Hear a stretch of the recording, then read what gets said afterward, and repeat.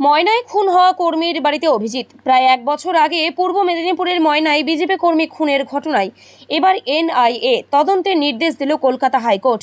লোকসভা ভোটের মুখে এই ঘটনা রাজনৈতিকভাবে যথেষ্ট তাৎপর্যপূর্ণ এমনই মনে করছে ওয়াকিবহল মহলের একাংশ।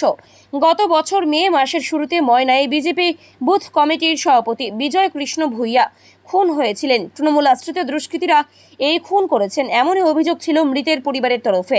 স্থানীয় বিজেপি নেতৃত্ব তৃণমূলের দিকে আঙুল তুলেছিল। প্রথমে তাকে অপহরণ করা হয়, পরে খুন করা হয়েছিল বলে অভিযোগ।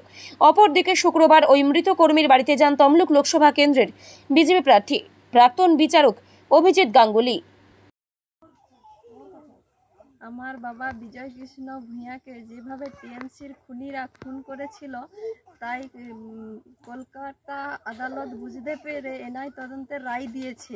তাই আমরা এবং আমাদের পরিবার খুব খুশি হয়েছি এবং এদের এই খুনিদের নির্মমতম যেন শাস্তি হয়, শাস্তির অপেক্ষায় আমরা আছি।